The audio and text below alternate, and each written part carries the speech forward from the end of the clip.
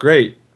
Well, so let's shift to our third and final topic of the evening, which is my topic, aka the best topic. No, so a couple days ago, one of my Facebook friends happened to post a little article from, I think it was Forbes, about the possibility of video game voice actors going on strike. This Facebook friend happened to be one of the leaders of that movement. So I'm friends with Tara Strong on Facebook. And by that, I mean I am one of her like 5,000 followers that made the cut to be a Facebook friend. And so she's probably most well known for her work as Harley Quinn, since Arkham City and random other shows where she's played that character. But essentially what's happening right now is the Screen Actors Guild something AFTRA, which I have no idea what that stands for, is kind of going under union contracts and debating whether they should strike on kind of the basis of like performance.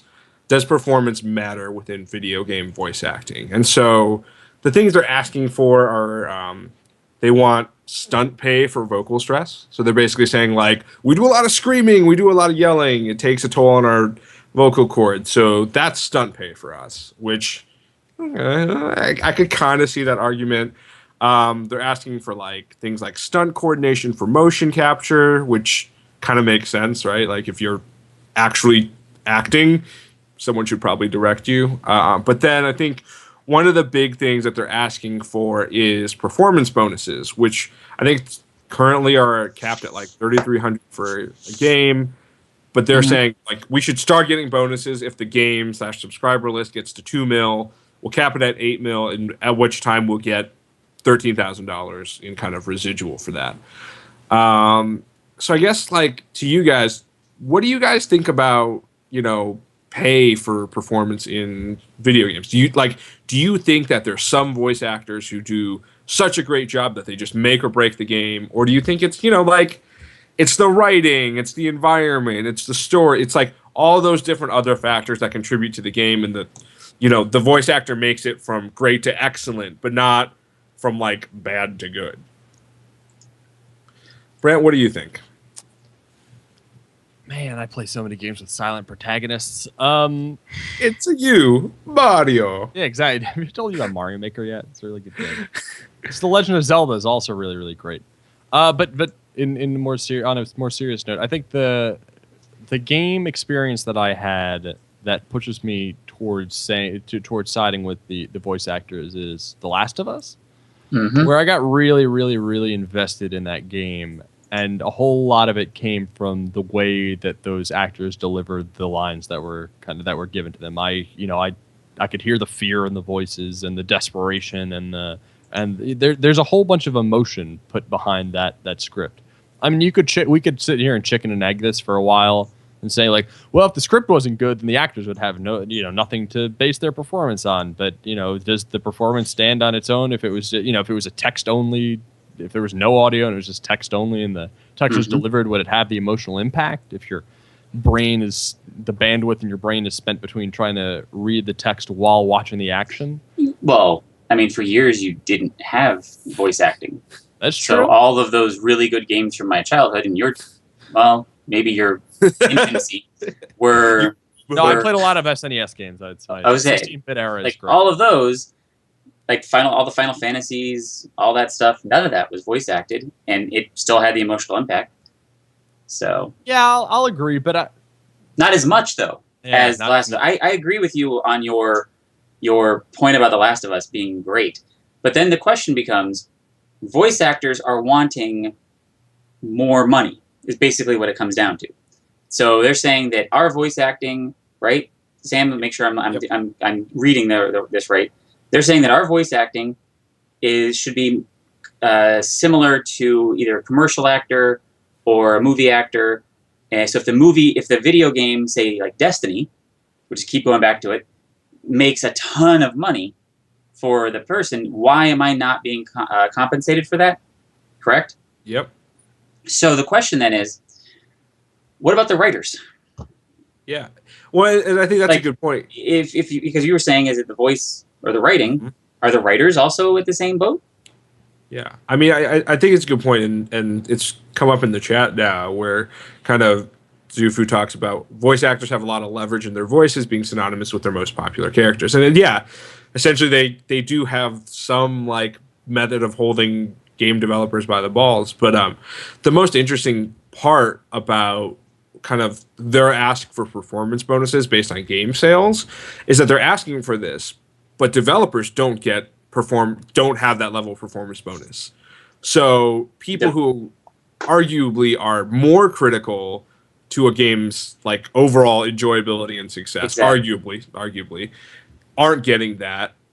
Should voice actors get it? And I don't know. Like, I think when I first heard about this at face value, I'm like, yeah, voice actors are great. Voice actors make games great. We should continue to do it. But the more and more I think about it, the more and more I'm like, I don't know. I mean, like... Okay, well, then you still have the same thing. Go back to movies, which is what everyone kind of compares them to. That's kind of where this is coming from, is they're wanting to be considered actors. So you're a voice actor. Are you in the same league as Robert Downey Jr. for Avengers, where he's like, yeah, I'm going to do this, but after we renegotiate, and Avengers made how much? $1 billion? And he made how much off of that? What was it? It was $500 million, right?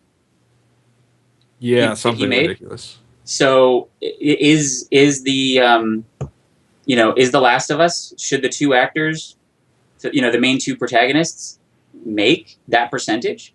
Well, so the argument there is like, okay, and Chad's brought this up, is they also did voice or motion capture. Yeah.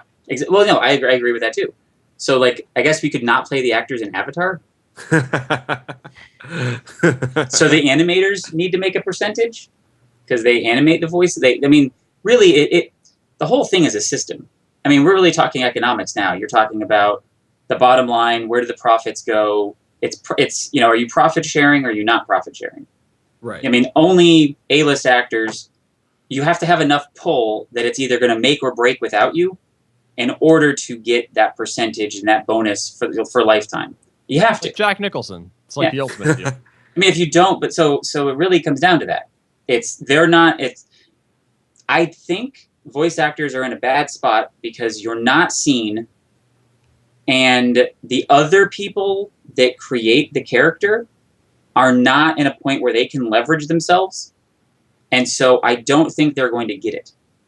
See, I'm really curious about this because obviously we talked about voice acting in Destiny with kind of the Taken King update. Like, I wonder if woken the hive. Yeah, we've woken the hive.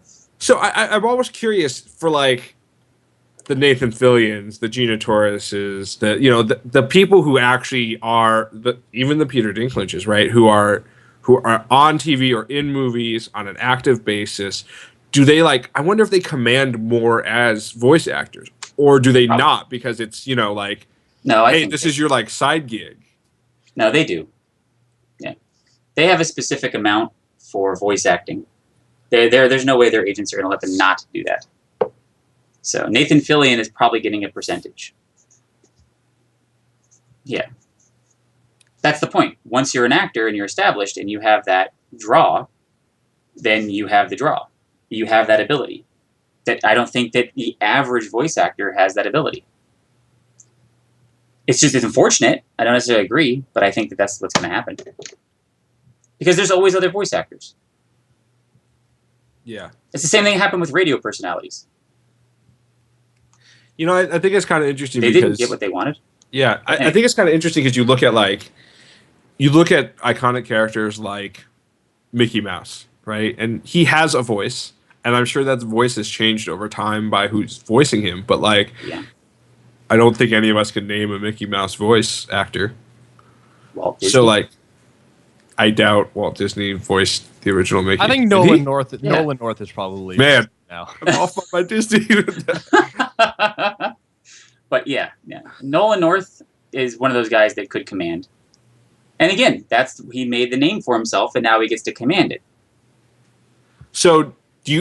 okay, let's say they get this. Let's say they go to a certain level, and probably there's some level of demand /performance for voice actors. Do you think developers are going to be like, you know what? I'm just gonna hire the second rate guys. Like I don't want to go all out for a Nolan North or Troy Baker or anyone of that caliber. I'm gonna go for like the Brants and the Chris Boudanis of the world. They've got voices. I mean, the point is, I have a voice. You still have money guaranteed. There is bonuses in there. They're just not as good as they want, right? There's a capped amount of bonus, and they're wanting to uncap it. They want to raise the cap. They want to raise the cap. So I mean, I can see that maybe going through, but yeah, it's tough. But I do think that the voice acting makes and breaks the more modern video games. Yeah, I was going to say in 10 years I'd love to have this argument because then because the voice acting in video games has only gotten very important very recently. Yeah, like The Last of Us, you were 100% correct, Brant. Yeah, makes or breaks. Yeah, so that's if we have a few more Last of Us's cinematic games. Last of I. It's like Final Fantasy, right? It's the Final Fantasy. It's the last of the last. Who's gonna voice Cecil in the remake?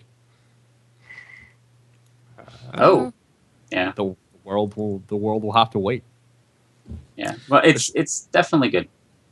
So I guess if you go back to kind of the overall question, then, and I know we've talked a little bit about the nuance, but does performance matter? Like I think we've talked about the fact that VAs actually have some power to leverage themselves, but do you think they're the difference between good and bad, or they're the difference between good and great? The second one.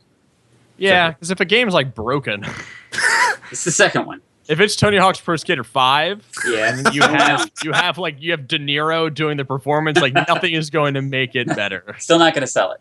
Yeah, it's true. But Destiny, again, the horrible voice acting from Dinklage, the game was still great, but switching it over to North with version 2 and having but again, also a better story, it moves the game. And The Last of Us, having those actors makes it from good to great. So does the Nathan Drake, the other one with him, with Drake. All of those. The Uncharted. Uncharted. Thank you. I was like the Nathan Drake. I was about to say Nathan Fillion instead of Drake, but yeah.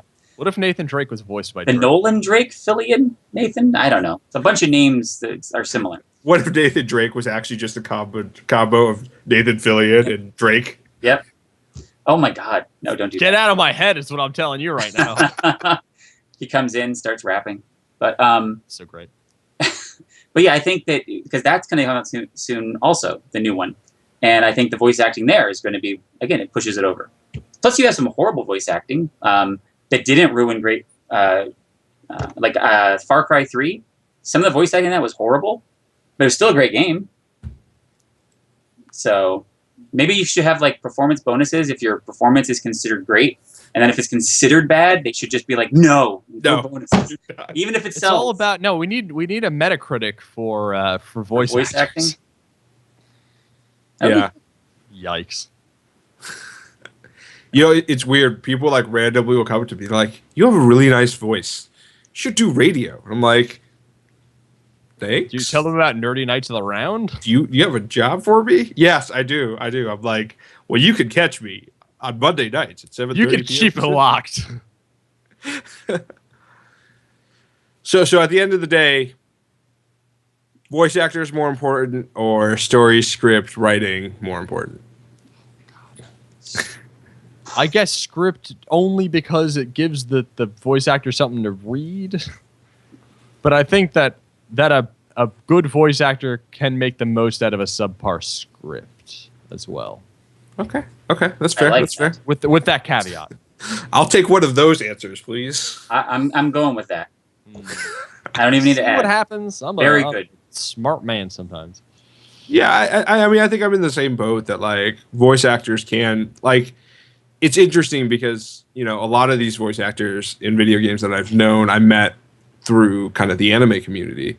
And I feel like it's the same like sub versus dub debate, right? Where most people are like, oh yeah, subs are great. And it's like, if you have the right show and the right dub and the right translation, it's okay. Like I'll watch it. And sometimes it might even be better. I could not imagine watching Digimon in the original Japanese. I could not imagine watching Digimon. Apparently, you didn't have a childhood, Chris. I'm or too your old. childhood was just silent. No, I'm old. No, actually, I couldn't imagine watching like Ninja Scroll in the original. Like, actually, no, that was really good in the original Japanese dub. I'm trying to think. Akira in the original Japanese was great. When they dubbed it over, it wasn't that good, and then they redubbed it and it was good. So yeah, I don't know. No, that's fair. That's fair. Well, great.